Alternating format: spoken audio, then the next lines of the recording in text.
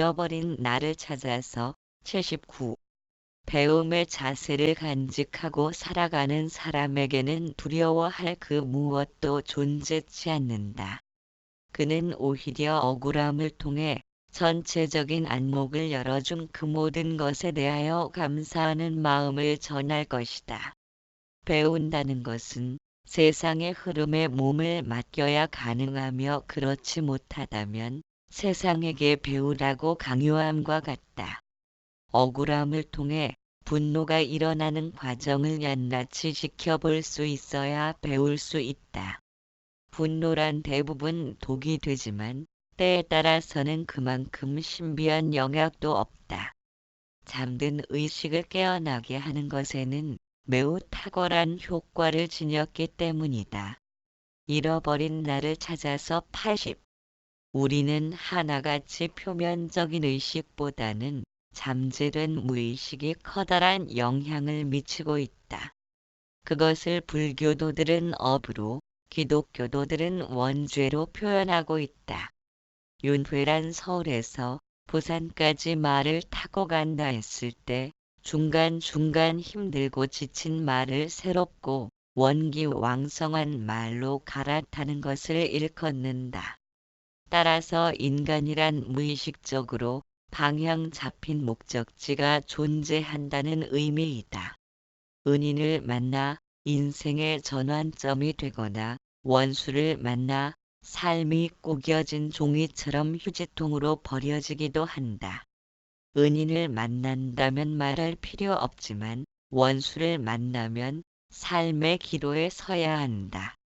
억울함이 일으키는 분노의 불길은 걷잡을 수 없이 번져나간다. 삶을 한순간에 망가뜨릴 만큼 강렬하게 잠든 의식을 깨울 수 있는 것이다.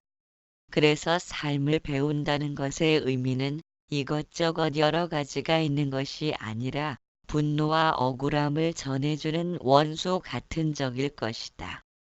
그들을 어쩌면 최고의 스승이라 부를 수 있다. 우리가 준비되어 있다면 말이다. 잃어버린 나를 찾아서 81. 마음이란 현재의 상태를 벗어나려는 활동성이다. 더 좋고 훌륭한 것을 찾아 떠나는 여행이다. 그러나 자기 집들의 핀 꽃이 눈에 띄는 것처럼 아무리 좋은 것도 얼마간의 시간이 흐르면 실증을 느끼고 무관심해지곤 한다. 수련으로 닦여지지 않은 마음은 높낮이가 큰 폭으로 움직인다. 바깥 경계와 대상을 따라서 요동치는 마음이 결코 바람직한 것은 아니다. 우리는 참으로 바쁘게 산다. 몸은 가만히 있어도 마음은 쉬지 않고 움직이기 때문이다. 심지어는 아무 할 일이 없어도 뭔가 할 일을 만들어내야 하기에 마음은 늘상 바쁘다. 만일 우리가 마음의 작용을 바로 살피지 못하면 제 꼬리를 물려고 빙글빙글 돌아가는 개처럼 바쁘게 숨 넘어가고 말 것이다. 그렇기에 마음의 작용을 유심히 관찰해야 한다. 잃어버린 나를 찾아서 82. 종교란 말로 종자를 쓴다. 그것은 근본, 근원을 가리킨다는 의미이며 우리가 알아야 할 가장 근본적인 가르침이란 인식하고 분별하고 판단하는 마음을 내 마음으로 잘못 알고 있다는 것이다. 그로 인해 첫 단추를 잘못 꿰는 것처럼 모든 것이 잘못 돌아가고 있다.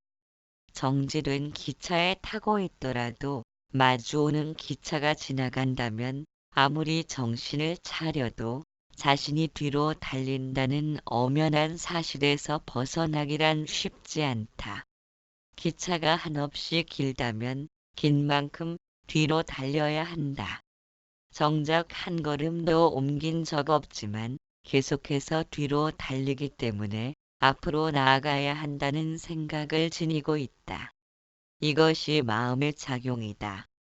잃어버린 나를 찾아서 83. 보고 듣고 맛본 경험과 기억들에 집착하기에 좋은 기억들에 대하여 놓치기 싫어하며 반대되는 것을 거부하려는 움직임을 마음이라고 부른다.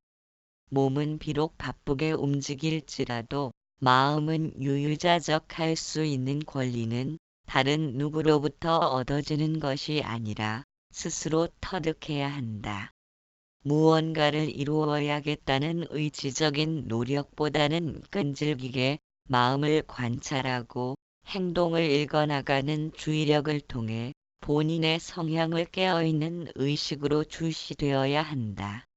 부정적인 마음이 가져오는 결과를 곰곰이 생각하면서 어떤 계기로 부정적인 성향이 자리 잡았는지 과거를 거슬러 살펴보아야 한다.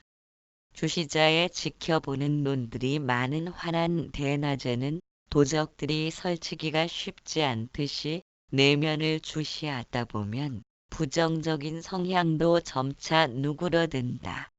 잃어버린 나를 찾아서 84.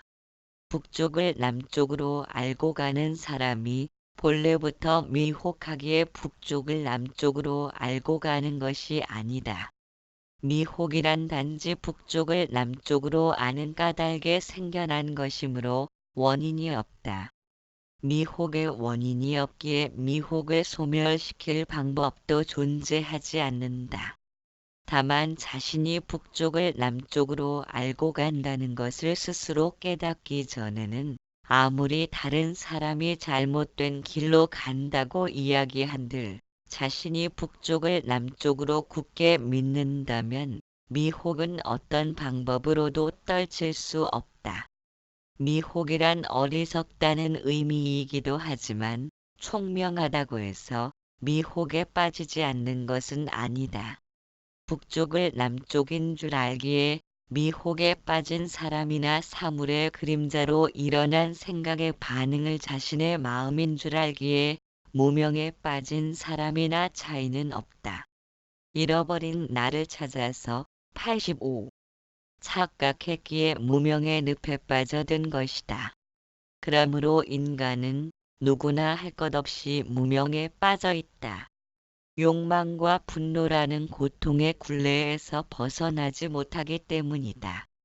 미혹과 무명이란 자신이 잘못 아는 탓으로 빠져들었기에 스스로 옳다고 고집한다면 거기에서 빠져나올 방법은 없다.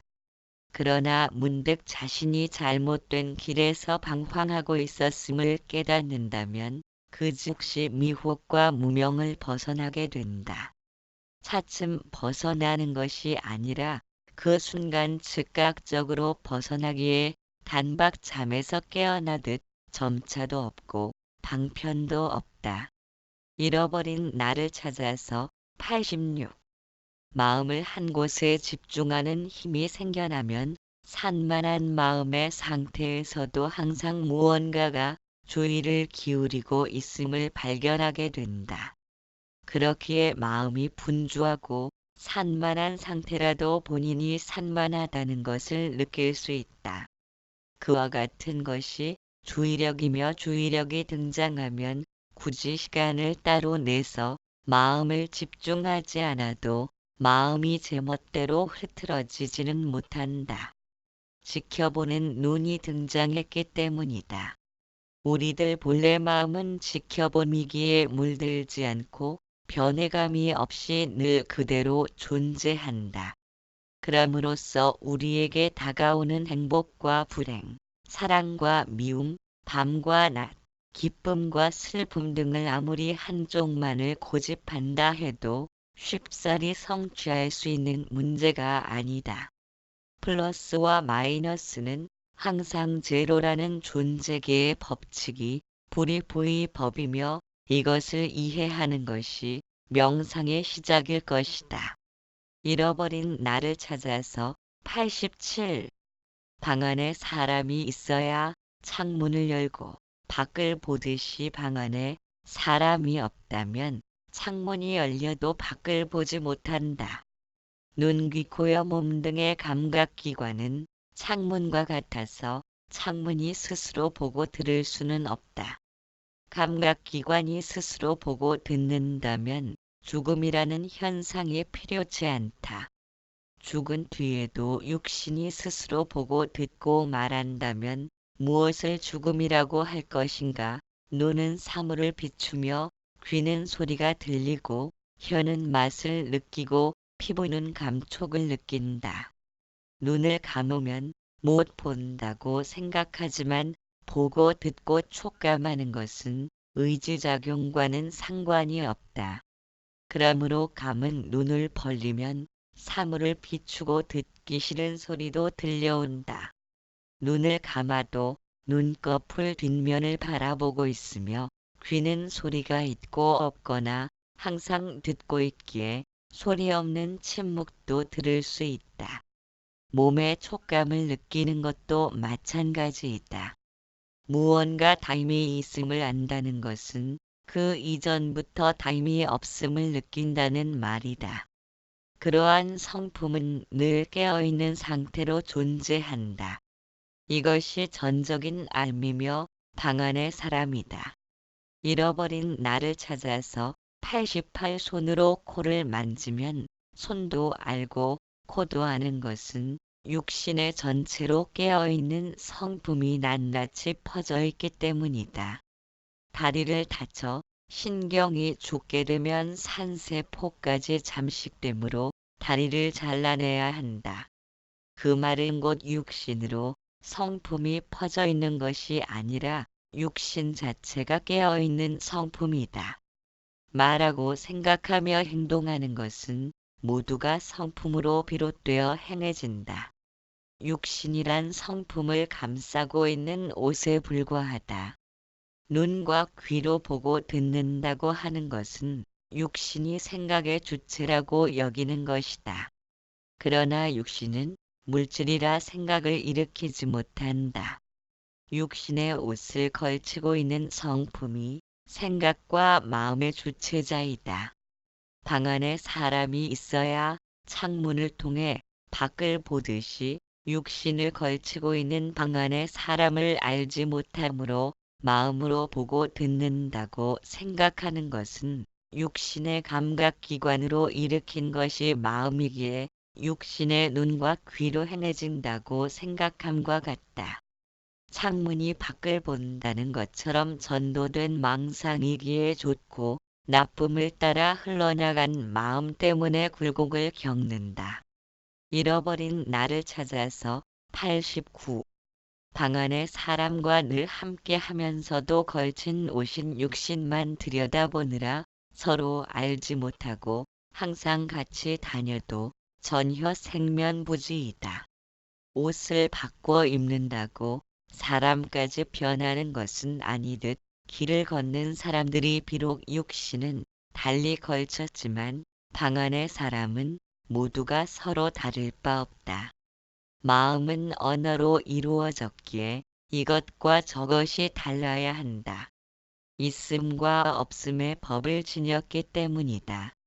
본성의 마음을 얻고 구하려는 것은 있음과 없음의 법을 초월하여 존재하는 의미를 이해하지 못한 것이다. 성품은 스크린처럼 변함없이 존재하기에 영상과 같은 온갖 변화된 마음이 나타날 수 있다. 스크린에서 영상만을 떼어낼 수 없듯이 성품은 마음과 늘 함께하기에 나눌 수 없고 다르지 않다. 그러면서도 스크린은 영상에 의해 물들지 않기에 하나로 합칠 수 없으니 같음도 아니다. 그러나 마음은 성품과 마음을 구별하려 한다.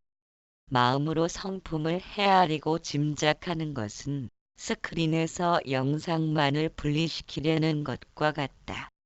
무엇이 잘못 돌아가고 있으며 어디서부터 뒤집어졌는지를 감잡지 못한 까닭에 자귀적인 마음으로 마음을 정복하기란 모래를 삶아 밥을 만들려는 것처럼 불가능하다. 영상이 스크린과 별개의 존재라는 미혹함에 빠져 여전히 주인 노릇을 하려는 때문이다. 잃어버린 나를 찾아서 90. 마음이 일으키는 의도를 쉴 수 있는 것은 인간은 과거 결과로서의 존재임을 이해한 연고이다. 무위는 삶의 인도를 받기에 마음을 일으켜 생각을 움직이려는 망념에 사로잡히지 않는다. 속의 빈 피리는 세상의 흐름 속에서 조화로운 음률을 연주한다. 과거나 미래에 연연하는 것은 지금 현재를 소홀히 여기는 것이다. 미래를 꿈꾸는 망상에 사로잡힘은 방안의 사람을 모르는 까닭이며 고통을 멀리하고 그 자리에 행복이 넘쳐나기를 바라는 것은 육신에 붙잡혀 살다 보니 주인공을 잃어버린 탓이다. 지금 이 순간을 목적으로 존재하며 늘 변함없이 깨어있고 현재를 충실하게 맞이하는 것은 방안의 사람에 대하여 눈을 뜬 것이다.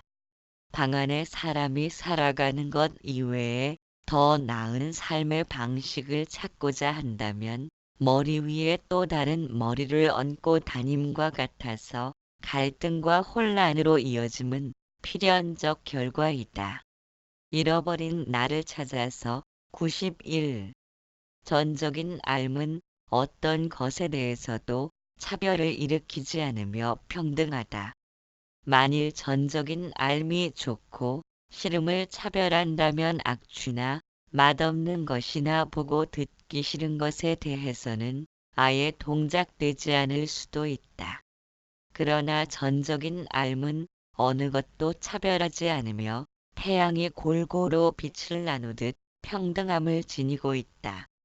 전적인 삶이 우리들 몸 전체로 퍼져 있으며 눈과 귀 등의 감각기관을 통해 항상 끊어짐 없이 빛을 내뿜는다. 우리가 전적인 삶을 잠시도 쉬지 않고 행하면서도 그것의 존재를 이해하지 못하는 것은 과거를 기억하여 이것과 저것을 비교하면서 미래를 꿈꾸기 때문이다. 마음은 저장된 이미지를 떠올려 그것과 맞으면 욕망하고 안 맞으면 분노를 일으킨다. 갓난아이는 눈에 사물이 비치면 그것을 바라볼 뿐 내 맘에 들고 안 들고를 떠올리지 못하는 것은 저장된 기억이 없기 때문이다. 잃어버린 나를 찾아서 92. 아기는 차츰 성장하면서 보고 들음에 대하여 저장된 기억과 비추어 보면서 비로소 좋고 나쁨을 가늠할 수 있는 것이 마음이다. 그렇다면 마음이란 좋고 나쁨을 가늠하는 잣대라고 할 수 있으며 좋고 나쁨을 가늠하는 것은 나를 중심으로 기준 잡혀 있다는 의미이다. 그것은 태어나면서부터 갖추어진 것이 아니라 기억된 경험의 결과로서 존재한다면 그것을 실존이라고 말할 수는 없다. 실존이란 지금 현재 여기에서 존재하는 것이며 과거의 경험으로서 미래를 상상하려는 마음의 작용이란 한낱 허상에 불과할 뿐이다. 만일 우리가 실존으로 존재하는 전적인 삶에 대하여 도외시하고 관심을 지니려 하지 않는다면 과거를 떠올리고 미래를 꿈꾸는 것에 대해서만 관심을 갖게 될 것이며 그것은 불행이다. 잃어버린 나를 찾아서 93. 미래를 꿈꾸는 것은 희망을 지닌 것이다. 희망이 나쁜 것은 아니지만 고통을 회피하려는 의도를 지녔기에 생겨난 것이라면 올바른 마음가짐은 아닐 것이다. 막연히 고통을 두려워할 필요는 없다. 고통을 마주 대하면서 무엇 때문에 고통을 두려워하는지를 살펴볼 용기가 고통을 벗어나게 하는 원동력인지도 모르기 때문이다. 우리에게 주어진 삶의 문제를 이해하기 위해서는 고통을 살피지 않고는 불가능하다. 그만치 고통에 대하여 민감하게 반응하고 있다. 행복을 추구하는 것도 고통을 마주하지 않으려는 욕망으로부터 비롯된 것이기도 하다. 고통이 생겨나는 원인이란 욕구하는 바가 좌절되면서 나타난다는 근본적인 문제를 이해하지 못한 탓으로 고통을 벗어나려 하고 행복을 꿈꾸는 것은 인간으로서의 당연한 본능이지만 평생을 두고 행복하고 싶다는 바람을 성취하려 해도 결코 만날 수 없는 지평선을 꿈꾸는 것과 같다. 잃어버린 나를 찾아서 94. 인간이 그토록 행복을 원하는 바람을 전정으로 성취하기 위해서는 우리가 맞이할 수 있는 것은 오직 지금 이 순간뿐이라는 사실을 이해해야 한다. 내일을 기다려도 내일이 오면 오늘로 변해 있다. 어제와 내일이란 이미 떠난 버스이며 가도 가도 만날 수 없는 지평선과 같다. 그처럼 만날 수 없는 꿈을 지녔다면 행복의 바람이란 단지 허망한 꿈으로만 끝날 것이다. 모기에 물렸더라도 긁어대는 움직임이 들어서지 않으면 잠시 후에는 가라앉을 것이다. 모기가 물린 곳을 긁으면 당장은 시원할 것이다. 그러나 시원한 만큼 아픔도 따라 붙는다. 시원하기 위해서는 아픔도 감수해야 하는데 시원하기만 하고 아픔을 감수하려 들지 않으므로 문제가 나타난 것이다. 그것은 도저히 이룰 수 없는 희망에 불과하다. 잃어버린 나를 찾아서 95. 이룰 수 없는 꿈을 꾸는 것이 어리석음이며 당장 시원하고 싶은 탓으로 잠시를 기다리는 인내가 없기에 인간의 주변으로는 수많은 고통이 난무하고 갈등으로 혼란당하는 것인지도 모른다. 시원하려면 아픔을 겪어야 하고 아픔을 겪지 않으려면 시원함을 참아야 하는 이치에 눈뜨지 못한 까닭이리라. 미래를 꿈꾸는 희망이 어리석다는 것은 이런 이유에서이다. 키 작은 사람이 있으므로 키 큰 것을 안다. 전부 키가 똑같다면 키가 작고 크다는 것에 개념이 들어서지 못한다. 불행을 알지 못하면 행복을 느낄 수 없듯이 불행과 고통을 외면해서는 결코 행복에 이룰 수 없다. 행복과 불행이란 실체가 없음을 아는 것이 진정한 행복이다. 행복과 불행의 실체가 정해져 있다면 행복을 느낀 것에 대해서는 시간이 흘러도 변치 말아야 한다. 그런데 시시각각으로 변하고 있다. 잃어버린 나를 찾아서 96. 어제는 소유한 자동차로 인하여 행복을 느꼈지만 오늘은 더 멋진 차를 보고는 마음이 식상해버렸다. 자신의 자동차가 보잘것없어진다. 다른 차를 꿈꾸면서 행복감이 불행으로 변한 것이다. 이처럼 행복과 고통은 마음먹기에 좌우되고 있다. 행복의 실체가 있다면 언제든 달라지지 말아야 한다. 그러나 개념상의 존재일 뿐이기에 변해가는 것이 고통을 만들고 있다. 불행에서 행복으로 변하면 시원함을 느낀다. 그러나 행복에서 불행으로 변하면 견딜 수 없는 아픔을 겪게 된다. 그것은 시원함을 느끼던 것보다 훨씬 참담하다. 세상의 모든 것들은 늘 변하기 때문에 막연히 고통을 두려워할 수는 없다. 변해감이 고통을 일으키므로 결국 세상은 변해가는 고통의 늪이 될 것이다. 고통을 마주 볼 수 있어야 한다. 고통을 마주 보면서 행복과 불행의 실체가 없음을 깨달아야 한다. 그것은 누구도 빼앗아갈 수 없는 진정한 행복이다. 잃어버린 나를 찾아서 97. 물속에서 폐에 공기가 들어가면 몸이 뜨고 공기가 빠져나가면 몸이 가라앉는다. 공기를 적당히 조절하면 몸이 정지된 상태로 있게 된다. 그래서 잠수부들은 바다 속에서 사진을 찍을 수도 있다. 우리들 마음도 이와 같은 정지 상태를 만들 수 있다.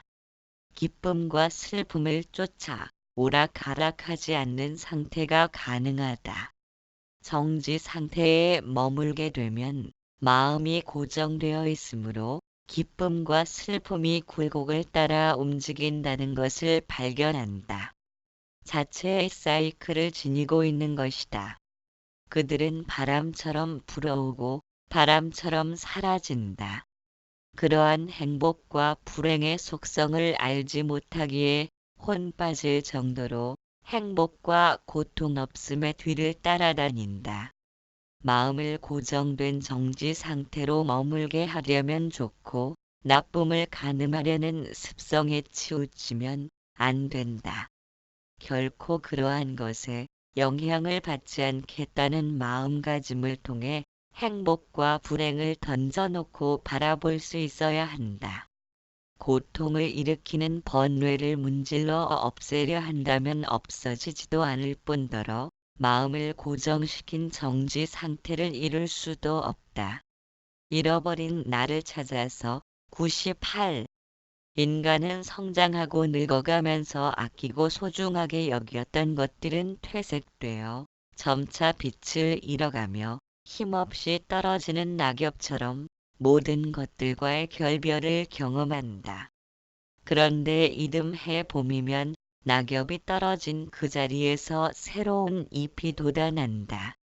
허망함은 사라졌고 진실함이 나타났다. 이와 같이 허망함과 진실함이 번갈아 교체하면서 나무는 나뭇잎들을 떨쳐내고 새로운 잎을 피어나게 한다. 피고 지는 나뭇잎 입장에서 본다면 허망함도 있고 진실함도 있지만 나무의 입장에서 보면 나뭇잎은 영영 사라진 것도 아니고 영원히 생겨난 것도 아니다. 그들은 단지 순환되고 있을 뿐이다. 인간에게는 수명이라는 정해진 시간이 있고 의욕적으로 일할 수 있는 시기가 있다. 그 기회를 놓치면 남들보다 뒤처질 것이라고 생각하기에 마음이 바쁘다. 잃어버린 나를 찾아서 99. 어찌 보면 인간은 하나같이 생활계획표대로 움직여야 하는 존재이기도 하다.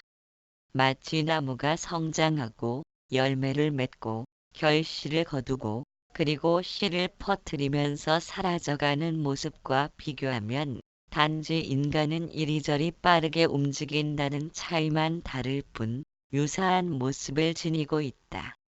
먹장구름에 덮인 하늘처럼 과거의 이미지가 마음으로 변하여 우리를 덮어버렸기에 존재의 축복이란 가슴 벅찬 환희도 강 건너 불구경에 지나지 않는다. 도심에서는 밤하늘의 별 한 번 쳐다보기가 쉽질 않다. 낭만을 잃어버린 감성은 황혼에 물드는 노을도 마음을 설레게 만들지 못한다. 무엇이 삶을 권태롭게 만들어 신비를 잃어버리고 아직 오지도 않은 미래를 향해 내달리느라 지금 현재를 살펴볼 여력조차 없게 되었는가. 잃어버린 나를 찾아서 100. 나는 알아야 하고 그래서 인정받으려는 지식의 아르마리가 무거운 짐처럼 삶을 짓누르고 있다. 오지도 않은 미래를 향해 달리려는 습성은 자신과 타인을 고립시키고 단절된 벽을 만든다. 한번 고립되기 시작하면 마음은 더욱 높은 벽을 쌓도록 강요한다. 고립될수록 마음은 타인과의 벽을 닫고 폐쇄된 채 어떤 무엇으로라도 자신을 가득 채워야 한다. 지식과 온갖 정보로 가득 찰수록 우리의 정신은 무겁고 혼미해진다. 컵은 비어 있어야 쓸모가 있는 것처럼 새롭고 신선한 아침을 맞이하듯 맑고 깨끗한 삶을 살아가고자 하지만 지식에서 자유롭지 못하다면 그러한 바람은 단지 희망사항에 불과하다. 잃어버린